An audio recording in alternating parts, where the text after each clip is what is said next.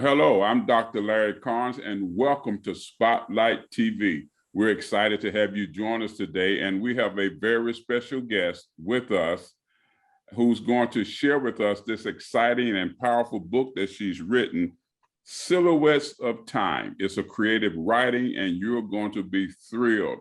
Well, hello, Maya. How are you today? I'm fine.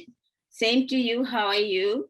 I'm doing well, and I should put the doctor in front of your name because I'm amazed as I look and see that not only do you have degrees in internal medicine, but an oncologist also, and so very well, so versed and so educated.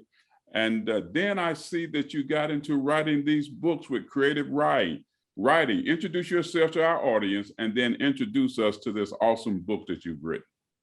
Thank you very much. I am Maya. You see what you see is I am, but to tell you my full name is Maya Mitra Das, and I just was being trained in India, England, and United States, and got my degree of MD and PhD. And then I came to United States in 1973 and finished my training in Downstate Medical Center, Kings County Hospital in New York. And then I did 2 fellowships, one in UCLA Medical Center with hematology and oncology, and another one in UCSF in San Francisco.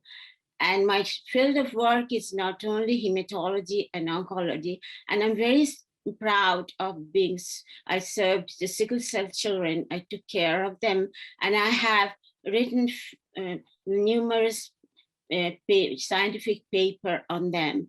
And I'm very proud of serving the sickle cell children.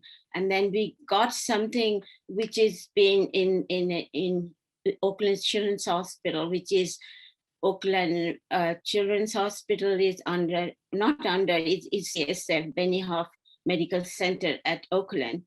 So we are very proud that, we just decided a protocol of sickle cell anemia where,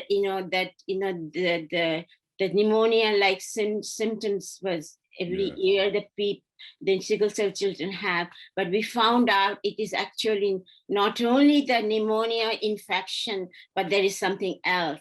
And we had a protocol, and is being followed by all over United States.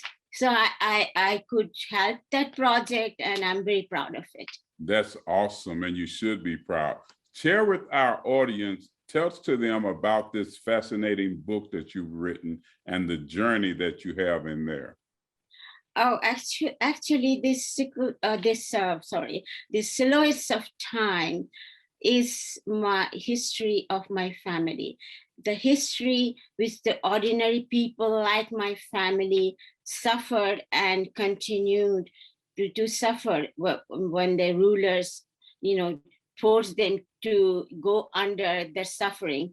And still they are the fight of their suffering and to take the British out of their country. They fight for the independence of India. So that is the story. It is the real story. It is the story of the very ordinary people, who did extraordinary things. And I'm just wanted to tell the people of the world that this is the story. It is a true story. It is my family's story.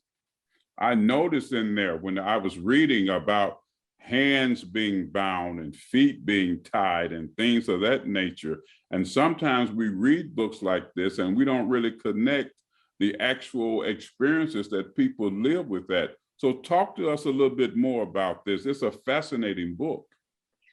Yes. Do you want me to read an excerpt from the story of my story? It's a real fact of my great grandma, her struggle against the British people. If you would like to, yes, please. Okay.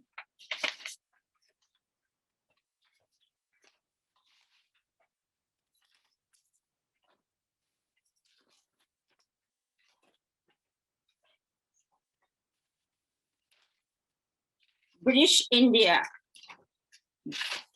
the clothes from Manchester Mill in England overflowed the market in India, threatening the value of Indian goods, which were banned. Great-grandma Rama took a huge risk, leading the charge of women in the procession in the town square to build the imported clothes from Manchester. They came to the town square and started burning the clothes. British police randomly charged them with their batons. Mounted police tried to disperse them. One by one, the women fell on the ground as their blood stained the road. Rama fell on the ground, holding her national flag high. She shouted despite of the agony, "British, quit India, Bande Mataram, glory to our mother India." All the women shouted, "Bande Mataram." Wow. Now that's powerful. I could even hear in your voice as you read that, how it impacts and the feeling that you wrote into that. And so you're actually sharing the real life experiences. Did you say your grandmother? Great-grandmother. Great-grandmother. Wow. Then that's powerful. So give us a little bit more insights into that and what inspired you to write this book. Oh, actually, it is another story. I was attending, I love music because my son is in music. So I was auditing a class with the graduate student of music with a special permission from professor. And the professor was teaching Chopin's ballad. So after he explained and analyzed the pieces, the whole class was very emotional.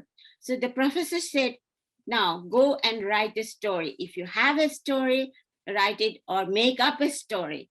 So I wrote the stories was inside me. So when he told me to write, I said, "Can I? I am just auditing." He said, "Yes, of course, you go ahead." So I wrote a story which is in a short form, came out, and that was the first story of Silhouettes of Time.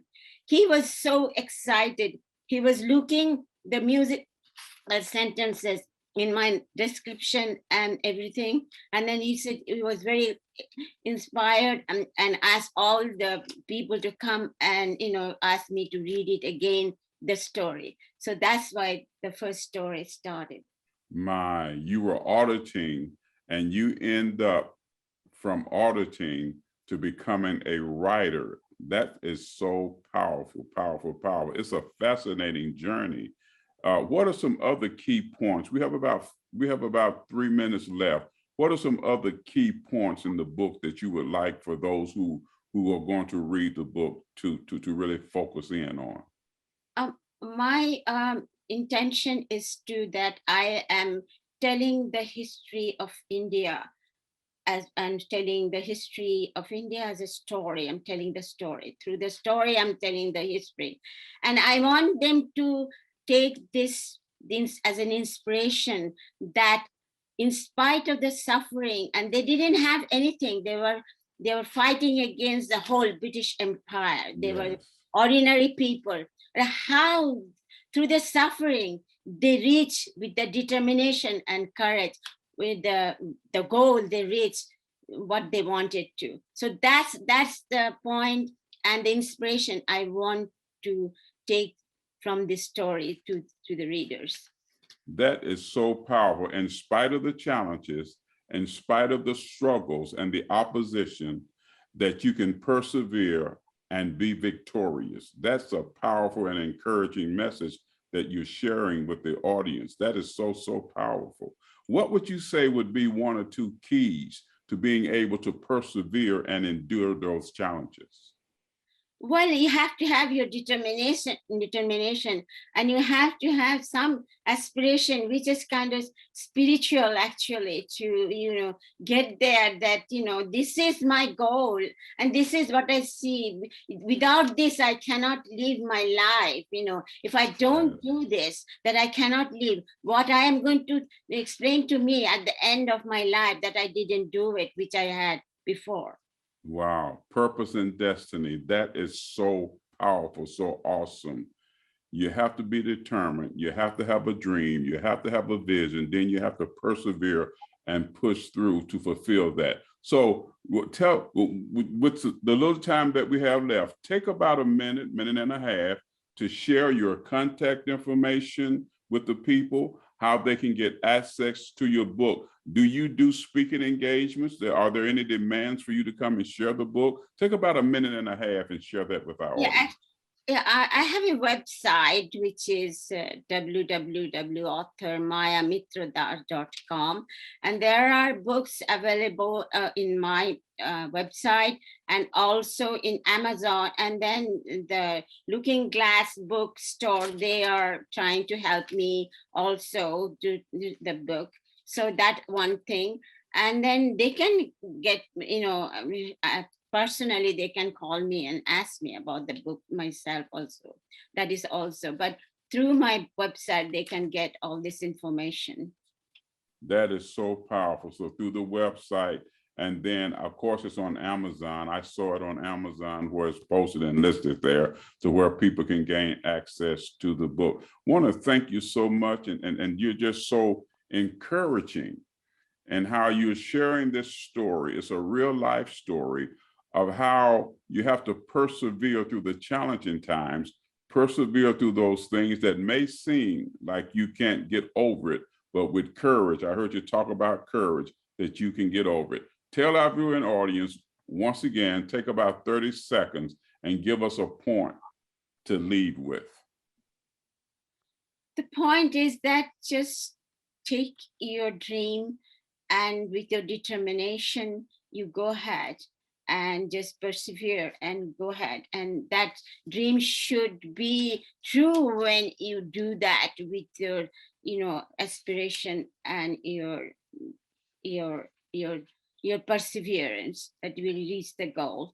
And I see that there will be hardship and suffering on the way, but you have to rise above all those and get on what you want to. That is so powerful. That is so encouraging. Have a dream, speak life to your dream, persevere, be encouraged. There will be challenges. There may be some hardships, but you have to stand and persevere through the challenges and the hardships. That is so encouraging. Thank you for just giving us the opportunity to have insights, to letting us inside this awesome autobiography, if you will, of your great-grandmother, and how she persevered, and how India persevered through those challenges and those things that they were facing. We thank you so much. Silhouettes of Time. It's a creative writing that you're just going to be, if you get this book, you're going to be captivated by the intense details and the honesty that's shared by this prolific writer. Thank you so much for being with us, and we are excited. Thank you, and have a great day. Thank you very much, and I appreciate your time, and it was a pleasure talking to you. Thank you so much. Well, thank you so much for joining us, and make sure to join us again next time for Spotlight TV. Thank you. Thank you.